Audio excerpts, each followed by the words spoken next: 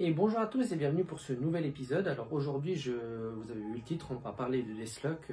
Donc comme je l'avais annoncé il y a quelques semaines, si ce n'est mois en arrière, j'avais pour projet de faire des vidéos différentes et vous faire découvrir des personnages un peu méconnus. Car si tout le monde connaît Spider-Man ou Wolverine, vous pouvez poser la question, les gens sauront vous répondre. Mais vous demandez qui est Deathlock, il y a des points d'interrogation qui commenceront à apparaître sur leur tête. Donc la vidéo est surtout destinée à présenter des personnages méconnus du public, mais ça ne veut pas dire que je ne présenterai jamais des personnages aussi connus qu'Iron Man, Hulk, Superman et autres. Donc le but de cette vidéo, c'est vraiment de retracer un peu tout l'historique de publication du personnage, ses pouvoirs, ses capacités, bref, tout ce qu'il y aurait à apprendre sur le personnage. Et la vidéo démarre maintenant. Les différents Deathlock.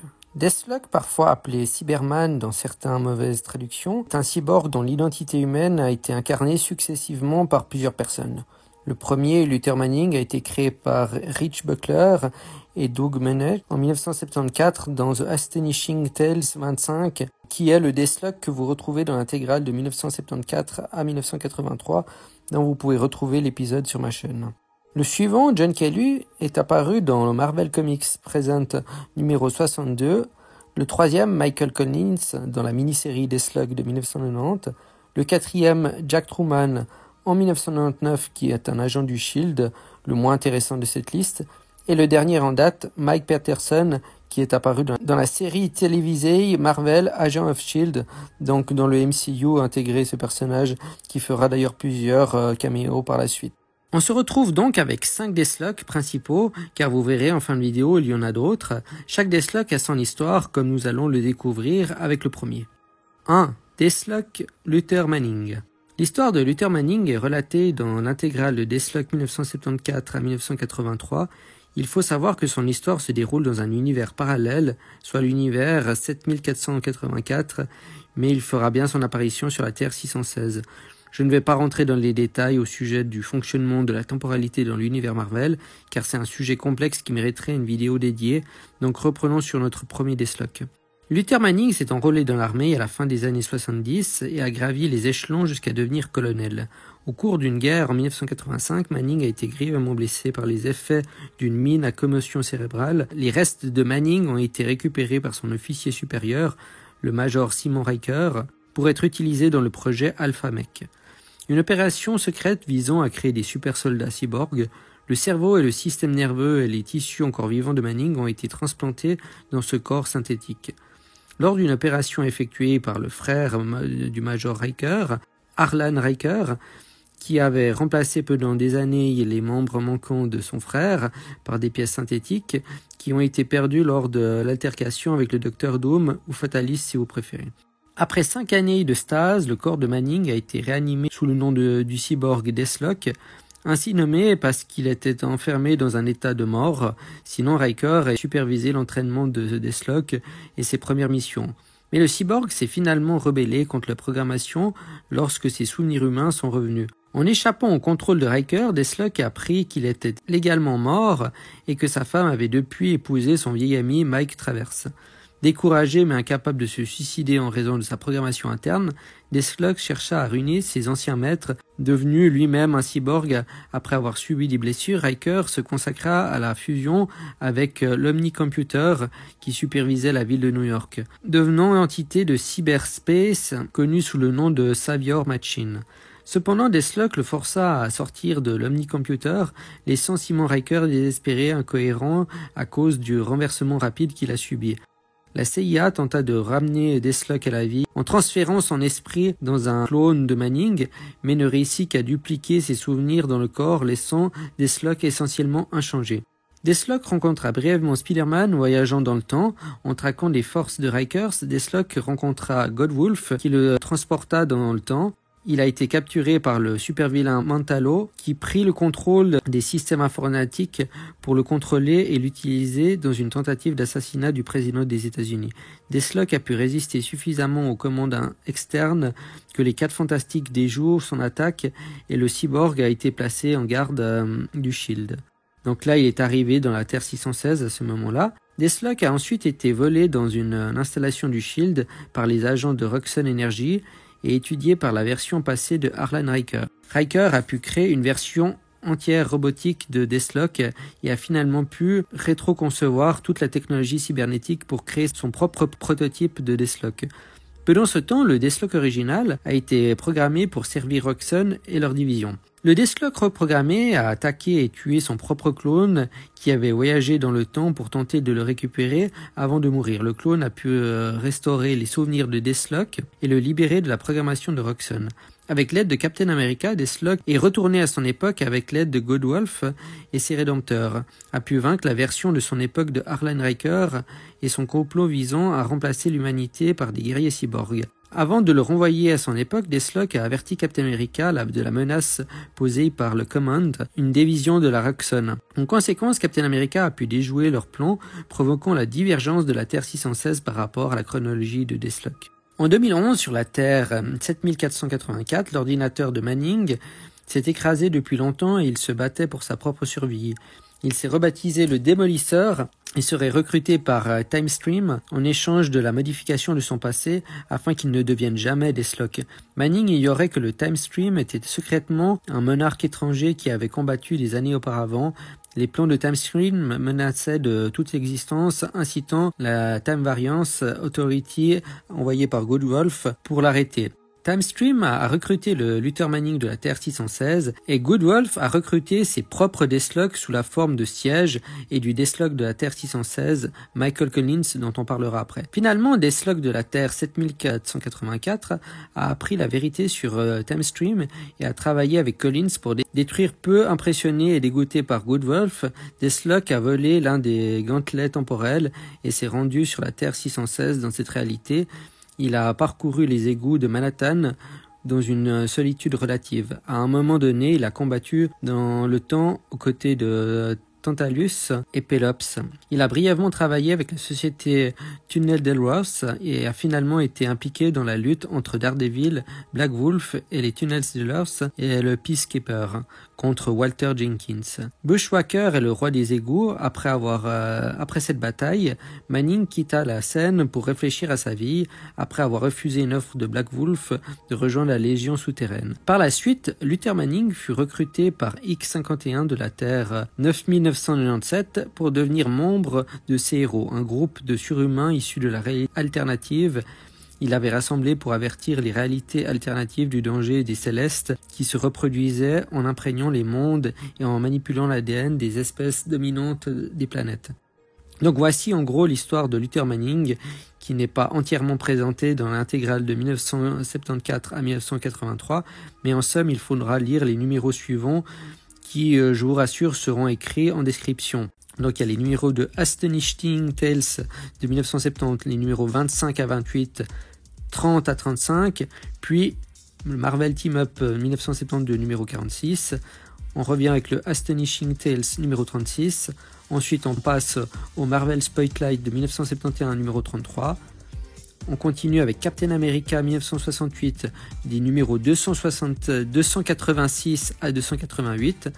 On revient ensuite sur la série de Deathlock 1991 du numéro 31 à 34 pour conclure avec The Deathlock 50e Anniversary Special de 2024.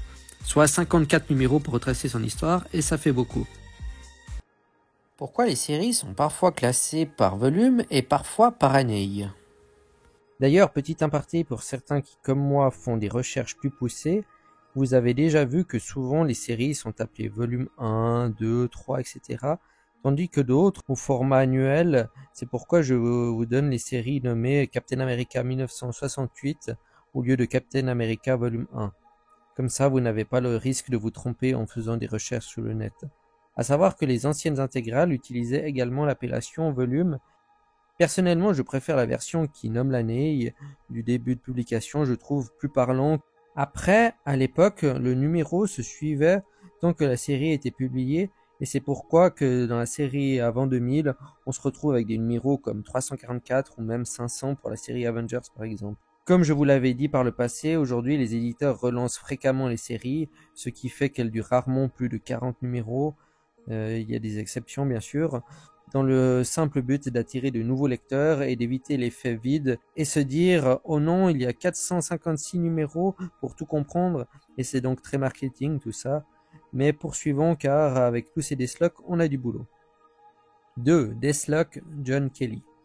Après avoir démonté le corps de Deathlock originel, donc Luther Manning, Harlan Riker de Cybertech Systems, une filiale de la Roxxon Oil, construit le cyborg amélioré. Le colonel John Kelly, un vétéran du Vietnam, récemment licencié de son poste d'officier de police, devint volontaire pour le projet Riker. Toutefois, dès l'initialisation du programme, il se rebella contre les missions désignées par son ordinateur, et ce dernier lui grilla le cerveau, pensant avoir affaire à une erreur de fonctionnement. Quelque temps plus tard, le Deathlock Michael Collins découvrit dans la base de données du cyborg un dossier contenant la conscience informatisée de John Kelly.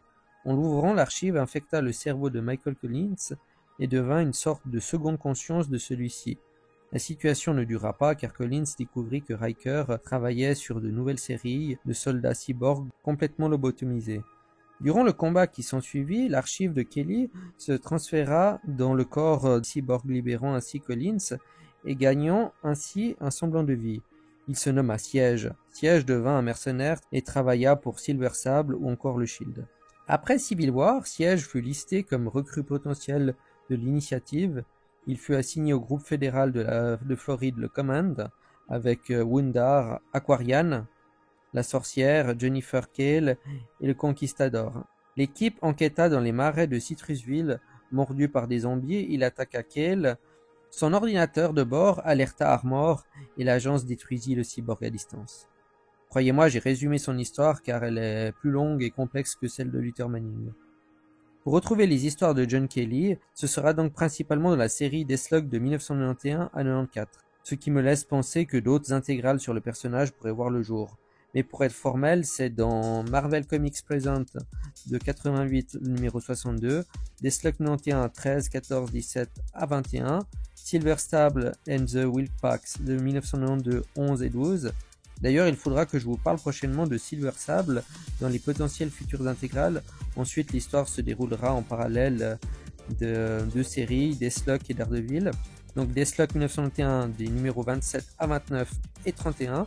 Daredevil 64, 321 à 325 et 330, Deathlock Annual 1992 numéro 2 et Marvel Zombie 3 de 2008 numéro 1. Donc 25 numéros.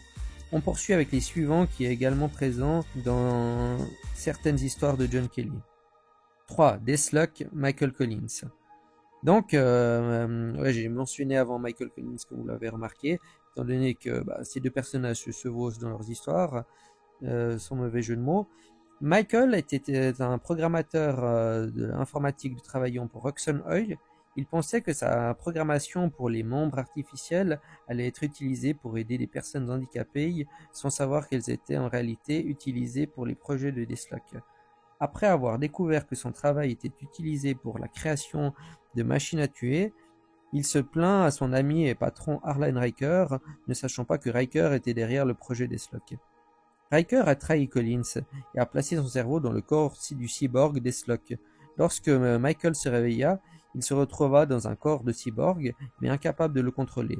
Le cyborg Deathlock a ensuite été testé et Michael a regardé avec horreur, incapable de faire quoi que ce soit, son corps de cyborg tuer quelques soldats. Finalement, Michael a pris le contrôle du cyborg et entrepris de retrouver Harlan Riker et de lui faire payer pour ce qu'il lui avait fait.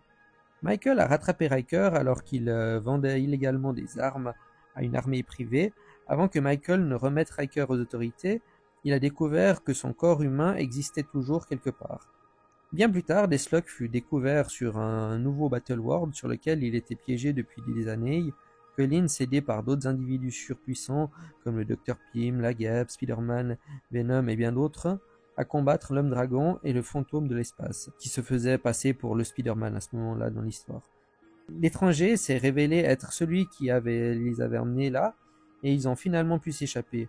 J'ai à nouveau résumé son histoire au mieux, vu sa longue histoire, mais comme toujours, rappelez-vous que vous pouvez utiliser l'espace commentaire pour me poser des questions si nécessaire, et j'essaierai de faire au mieux pour y répondre. Pareil pour John Kelly, on peut le retrouver dans la série Deathlock de 91-94, mais pour plus de détails et attention, comme les événements se se croisent entre les séries. Je vous donne juste la liste des épisodes car il y en a 101 numéros, donc pas par ordre chronologique. Deathlock 1990, les épisodes 1 à 4, soit l'entier de la série. Deathlock 91, épisode 1 à 34, également l'entier de la série ainsi que ses annuals, ce qui me fait dire que j'aurais dû mettre Collins en deuxième plutôt. Damage Control de 91 numéro 4, Khazar de 89 numéro 27, Sleepwalker de 91 numéro 7 et 8, Nick Fury Agent of Shield de 89 numéro 30 et 31, Spider-Man 1990 numéro 20 à 23, 36 à 37, Daredevil annual de 1967 l'annual 8 et Avengers annual de 67 numéro 21, Infinity War de 92 numéro 5 et Silver Sable and Ride Pack de 92 numéro 6. Et on finit avec Digitech de 92 numéro 3. Personnage que je ne connaissais pas et série qui n'a eu que 4 numéros. D'ailleurs, c'est fait marrant, mais au boulot, je commande souvent et parfois du matériel chez une entreprise qui s'appelle aussi Digitech, boutique en ligne en Suisse. Donc on poursuit. Amazing Spider-Man de 1963, 379 à 380. Web of Spider-Man 85 numéro 103. Spectacular Spider-Man 88 numéro 203. Infinity Crusader de 93 numéro 6, Iron Man 68 301 et 302, Morbius The Living Vampire de 92 numéro 18 et 19, War Machine de 94 épisode 1 à 3, Secret Defender de 93 épisode 22 à 25, Spider-Man Power of Terror de 95 épisode 1 à 4, Beyond de 2006 épisode 1 à 6, Fantastic Four de 61 544 à 546 et 643, Black Panther de 2005, numéro 27, Deathlock de 2014, épisode 2 à 4, 7 à 10, Carnage, Black, White and Blood de 2021, numéro 1, Black Panther de 2023, épisode 1 à 4, et Marvel Wasteland de 2024, numéro 1. Ouf! Préhistoire de tout sous les énumérés. Ses aventures et la vidéo est encore loin d'être finie. Je dois dire que Collins est plein de surprises, car grâce à lui, j'ai découvert des séries dont j'ignorais l'existence et qui vont donc faire revenir quelques épisodes de potentiels futurs intégrales. Mais maintenant, on peut passer au suivant. 4. Deathlock, Jack Truman. Jack Truman était un chasseur d'hommes pour le Shield, connu sous le nom de l'Agent 18. Truman méprisait les agents de bureau ainsi que ses collègues, un certain dénommé J.W. Bridge, dont les compétences de leadership étaient remises en question par Truman. Il avait une fois pour mission d'empêcher un gars nommé Timothy Degan, prétendu fou, de tuer le président des États-Unis. Il l'a par conséquent traqué et il lui a tranché la gorge. Truman a planqué pendant 6 mois en Tunisie pour attraper un poseur de bombes contre une ambassade qui était également maniaco-dépressif. Au moment où il s'est rapproché de sa cible s'était suicidée. Truman se sentit privé de 6 mois de sa vie et partit en vacances au Soudan pour se ressourcer. Par la suite, sur une proposition de Seth Walters, et malgré ses vacances, il fut envoyé pour capturer le mutant terroriste Cable et reçut toutes les informations de l'agent Gerard des opérations étrangères. Bien qu'il l'ait congédié brusquement, il a accueilli la mission avec plaisir, car il voulait, et savait que le Shield le savait, un défi pour compenser l'opération en Tunisie. Truman lança donc à sa chasse, se dirigeant vers les Alpes suisses, où Cable avait été actif et avait rencontré Bridge là-bas. D'après les informations, Truman comprit que Cable n'était pas un terroriste, comme le prétendait, mais un héros, ce qui pouvait lui constituer un défi encore meilleur. Dans Hell's Kitchen, quand la division Psy avait perdu la trace de Cable, Truman avait l'agence pour acheter la casse abandonnée de Ranco Scrap pour l'utiliser comme couverture. À l'aide d'un transporteur psionique, Truman a libéré Zax sur Hell's Kitchen, ce personnage que vous retrouverez dans la vidéo que je vous ai présentée sur le Hulk rouge récemment. Zax est une sorte de monstre électrique afin de tester Cable avant de l'affronter. Après un bref combat, il a été interrompu par Lawrence Young, commandant du Shield. Dans le cadre du programme Nemesis, il a été gravement blessé pendant la mission. Il a ensuite été transformé en cyborg pour combattre Crâne Rouge, donc il a mis pas mal de temps avant de finir en Deathlock celui-là. Il a ensuite échangé son esprit dans le corps d'un autre ancien agent du Shield, Larry Young. Truman est réapparu plus tard et a joué un rôle où il a guidé la brigade des adolescents contre les jeunes maîtres. Il les a aidés dans leur bataille contre les maîtres de la capitale de Ladverie, où les jeunes maîtres avaient l'intention d'assassiner Christophe Bernard. Pour découvrir son histoire, il vous faudra lire Cab 1993 numéro 59 à 62, Uncanny X-Men 1981 371, X-Men 91 épisode 91, Deathlock 1999 épisode 1 à 11, Vengeance 2011 épisode 3 à 6. Avec lui, il y a moins de lectures, soit 21 numéros. 5. Mike Peterson.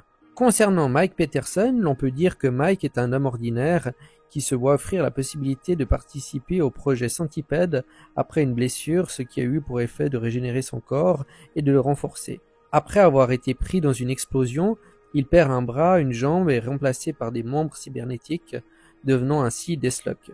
Depuis, il travaille en étroite collaboration pour le SHIELD sous la direction du directeur Coulson. Après, comme son histoire est très liée à la série et plutôt longue au fil des épisodes, je vous recommande de découvrir son histoire à travers elle. Il vous faudra donc regarder la série Agent of S.H.I.E.L.D., en particulier les épisodes de la saison 1, 10, 11, 13, 16, 20, 21, 22. Et dans la saison 2, épisode 16 à 19. Et dans la saison 5, il est dans l'épisode 12. 6. Les autres Deathlock. Bien entendu, il y a également d'autres Deathlock qui font généralement partie d'un autre univers que celui de la Terre 616, soit la Terre principale Marvel. On va pas trop s'attarder dessus car il y en a en tout cas 25, et c'est surtout des versions alternatives. Cela rendrait cet épisode déjà trop long, encore plus long, et je vais vite fait de vous parler de Deathlock le robot, donc qui apparaît dans Marvel 2-in-1 1954, 53 et 54, et 57 et 58 que vous pouvez disponible dans l'intégrale de 1974 à 83 donc de Deathlock. Il apparaît aussi dans Deathlock 1999 épisode 1, New Avengers de 2005 épisode 33, 35 et 36. La genèse du robot Deathlock a commencé lorsque le Deathlock original de la Terre 7484 a été emmené sur la Terre 616 par Fixer et Mentalo, qui ont ensuite reprogrammé Deathlock dans une tentative ratée d'assassiner le président des États-Unis, comme je vous l'ai expliqué en début de vidéo. Contrecarré par les 4 Fantastiques et l'Homme Impossible, Deathlock a été placé en détention, mais Mister Fantastic a découvert que le cyborg avait besoin d'un expert dans le domaine pour effectuer des réparations et envoyer la chose en Angleterre pour rechercher le professeur Louis Cour. La chose a réussi dans sa mission, et bien que Cort ait pu rendre Deathlock à nouveau fonctionnel, il était complètement dépourvu de son intelligence précédente. Le cyborg a ensuite été remis au SHIELD. Deathlock a été placé en stockage puis volé par la Roxxon Corporation, qui cherchait à exploiter les futures technologies et qui ont permis de fabriquer le Deathlock. Donc le cyborg a été remis à Harlan Riker et la Brown Corporation pour examen. Sur la base de ces examens initiaux, Riker a pu créer une version robotique de Deathlock et l'a remis à la Roxxon pour les tests. Le cyborg a été introduit clandestinement dans le projet Pegasus et voici en gros son histoire. 7. Statistiques de capacité. Maintenant, on va passer aux différentes capacités de Deathlock afin de voir à quel point ils sont puissants et s'il y a des différences entre eux. Donc on va voir les points suivants: l'intelligence, la force, la vitesse, la résistance, les projections d'énergie et les attitudes au combat. Et comme vous vous en doutez, ce n'est pas moi qui ai établi ces capacités, mais vous les trouverez toutes les infos en description. Descriptions qui, je rappelle, sont toujours aussi précises et complètes que possible, car sur YouTube, on est limité à 5000 caractères, ce qui est largement suffisant pour vous donner des compléments. Mais débutons. Donc le premier, Deathlock Luther Manning, qui a une force surhumaine. La musculature artificielle de Deathlock est considérablement plus forte que la musculature d'un homme ordinaire. Couplée à son squelette, dont la majeure partie est composée d'hydraulique et d'alliage d'acier léger et durable, Deathlock possède une force surhumaine suffisante pour soulever 10 tonnes. Il a une vitesse surhumaine. Deathlock est capable de courir et de se déplacer à des vitesses supérieures à celles d'un humain ou d'un athlète. Endurance surhumaine. La musculature artificielle de Deathlock génère moins de toxines et de fatigue que la musculature d'un humain ordinaire. Il peut s'exercer à pleine puissance pendant plusieurs heures avant que la fatigue ne commence à l'affecter. Résistance surhumaine, les tissus corporels de Deathlock est un peu plus résistant aux blessures et physiques qu'un humain ordinaire. Il est capable de résister à de grandes forces d'impact qui paralyseraient et tueraient un humain ordinaire avec seulement un léger inconfort. Étant donné la majeure partie de son système squelettique est remplacée par de l'hydraulique et de l'acier, donc il est cyborg, ses os sont bien plus résistants aux fractures que ceux d'un humain. Agilité surhumaine. L'agilité et l'équilibre de la coordination corporelle de Deathlock sont améliorés à des niveaux environ 5 fois supérieurs à celles d'un humain. Réflexes surhumains. Les réflexes de Deathlock sont améliorés environ 20 fois plus aiguisés que ceux d'un humain ordinaire. Pensée informatique. Le cerveau des Deathlock fonctionne désormais comme celui d'un ordinateur, de sorte que son cerveau augmenté est désormais intégré au point que la volonté est souvent le résultat d'un algorithme heuristique informatique plutôt que de la pensée, conscience et libre. Deathlock est un grand stratège et un redoutable combattant au corps à corps. Concernant son équipement, le corps est bionique, comme vous l'avez constaté.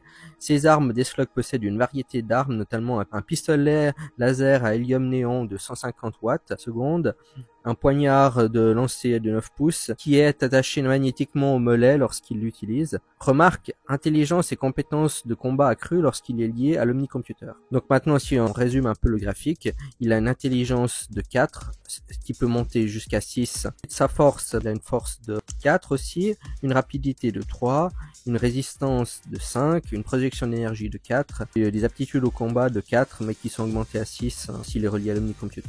Pour le Deathlock suivant qui est John Kelly, qui a également, comme tous les Deathlock, une intelligence artificielle, les souvenirs et la personnalité de John Kelly ont été numérisés en langage machine. En raison de son statut d'intelligence logicielle, Kelly était immunisé contre les scans mentaux et contre d'autres attaques télépathiques. Ce cyborg, je rappelle, il a été rebaptisé Siège. Donc le corps de Siège est l'un des Cyber Warriors développés par Alan Riker. Car ouais, les Deathlock développés par Alan Riker sont surnommés les Cyber Warriors. Les Cyber Warriors ont des capacités de vol à réaction leur permettant à la fois de combattre à courte distance et d'effectuer des vols longue distance à travers plusieurs pays. Siège avait également cette capacité grâce à des propulseurs intégrés dans ses jambes qui lui permettaient d'atteindre des vitesses supersoniques culminant à Mach 1 mais même allant jusqu'à Mach 2. Auto-réparation. Siège a incorporé des systèmes d'auto-diagnostic et de réparation avec des limitations qui le permettent de déterminer si le corps est réparable ou non. Des capteurs. Les Cyber Warriors avaient des capteurs qui leur permettaient de trouver d'autres Cyber Warriors dans une zone large, ainsi que tout un tas d'autres visions comme la vision X ou la vision thermique. Agilité surhumaine également. L'agilité et les réflexes de Siège sont plus accrus que celui d'un humain. Les Cyber Warriors ont une force être censée plus forte que celle du Deathlock originel. La force de Siège a été spécifiquement mesurée, le permettant de soulever 100 tonnes. Ce qui est plus ou moins la même force qu'un Hulk ou un Thor de base, je rappelle. Souplesse, les Cyber Warriors peuvent faire pivoter leurs poignets jusqu'à 180 degrés, ce qui leur permettait d'affronter soudainement des ennemis dans le dos. Siège a également démontré cette capacité. Les Cyber Warriors ont des armes montées au poignet et tirent des plasmas qui peuvent percer 4 pieds d'acier en moins de 0,34 secondes. Cela représente donc une épaisseur de 120 cm, ce qui est extrêmement rapide. John Kelly a suivi une formation intense au combat, tant dans l'armée que dans la police, ce qui fait de lui un très bon combattant au corps à corps. Il était également un bon stratège et considéré comme l'un des meilleurs soldats de son pays. À croire qu'il voulait faire de l'ombre à Steve Rogers, celui-là. Ses armes, après avoir rejoint le commandement, Siège a utilisé des pistolets à deux mains. John Kelly, il a une intelligence de 2, donc il n'est pas très intelligent comparé aux autres. Par contre, il a une force de 6, ce qui le rend beaucoup plus fort que les autres, une rapidité de 4, une résistance de 5, une projection d'énergie de 6, plus que les autres, et une compétence en combat de 4. Ensuite, on passe au suivant, qui est le Deathlock Michael Connings, physiologie de cyborg, comme tous les autres, inspiré de l'original, donc le Deathlock de Luther Manning, qui a également une augmentation cybernétique étendue. La technologie encéphalique permet l'utilisation d'un cerveau organique pour stocker des informations auxquelles peuvent accéder l'ordinateur principal du système d'exploitation. À ce stade, la capacité de stockage d'un cerveau humain est littéralement incalculable. Résistance surhumaine, outre les systèmes organiques mentionnés précédemment, unité de construction entièrement artificielle, le squelette est en adamantium pur, le même métal utilisé pour le squelette de Wolverine, conçu pour imiter toute gamme de mouvements humains. Les muscles et les cartilages sont composés d'un mélange élastique adamantium-acier, extrêmement résistant au choc et favorisant délibérément les mouvements à force humaine comme tous les autres. Par contre, lui, il peut aller jusqu'à 85 tonnes, donc de la base, il est moins puissant que le Deathlock John Kelly, mais cependant, il a le potentiel de les surpasser. Deathlock est capable de courir et atteindre une vitesse de pointe de 110 miles par heure, soit environ 177 km/h. Endurance surhumaine, Deathlock a déclaré que son corps, le corps cyborg, ne se fatiguait pas, mais le cerveau aussi. Agilité surhumaine, malgré sa taille massive, l'agilité et l'équilibre et la coordination corporelle de Deathlock sont améliorés à des niveaux qui dépassent les limites physiques naturelles d'un humain, comme tous les autres. Réflexe surhumain, pareil, guérisant les nanites, donc des microscopiques robots incorporés dans son corps, sont capables de réparer rapidement des systèmes organiques. Intelligence et génie, Deathlock est un excellent programmateur de base, donc le personnage. Le système informatique embarqué de Deathlock contient le contenu téléchargé de plus de 17 ordinateurs centraux qui peut lui fournir des informations détaillées sur une grande variété de sujets. Grâce à ces téléchargements, Deathlock a acquis une vaste connaissance des techniques de combat au corps à corps ainsi qu'une connaissance détaillée de l'utilisation des armes à feu technologiquement avancées. Les armes, il possède un pistolet plasma intégré à son corps et tire sa puissance de son réacteur à plasma interne. Il porte également un sac à dos intégré, a accès à des fusils d'assaut à plasma et des lance-grenades à plasma. Donc si on revient sur ses capacités de Michael Collins, il a une intelligence de 5, une force 6 mais qui peut être poussée jusqu'à 7, une rapidité de 3, une endurance de 6, des projections d'énergie de 4 et des aptitudes au combat de 4. Donc pour les 2 prochains Deathlock, ça devrait aller beaucoup plus vite, étant donné que les 3 premiers nous ont pris pas mal de temps et j'étais assez explicite. Alors le Deathlock de Jack Truman, de base Jack Truman était un chasseur d'hommes et un tireur d'élite. Truman utilisait des armes à feu de différentes marques et calibres, notamment un Evans ou un 470 et un 45. Il avait également accès à toute la technologie du Shield. Et si on revient sur ses capacités, il a une intelligence de 3, une force de 4, une rapidité de 3, une endurance de 5, une projection d'énergie de 5 et une capacité au combat de 6 grâce à ses formations du Shield. Concernant le Deathlock de Mike Peterson, celui dans la série Agent of Shield, malheureusement ses capacités exactes sont inconnues, mais si vous voulez mon avis, il est moins puissant que ses versions comics.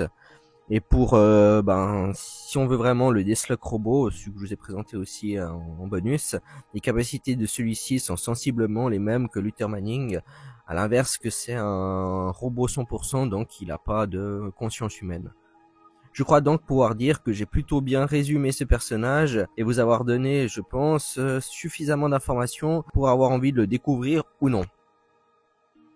Donc voilà, cet épisode est déjà terminé. Enfin déjà, il a duré quand même pas mal de temps comme vous l'avez vu. C'est un peu comme ça quand on retrace tout l'historique d'un personnage qui existe depuis aussi longtemps.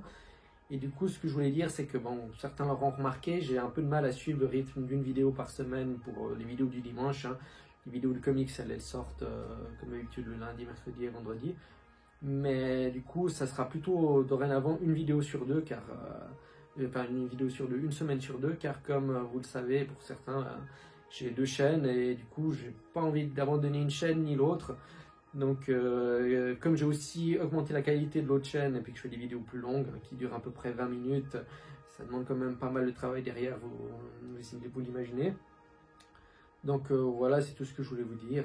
Et puis si vous avez aimé la vidéo, dites-le moi dans les commentaires. N'hésitez pas à la partager, surtout à la liker et abonnez-vous pour plus de présentations.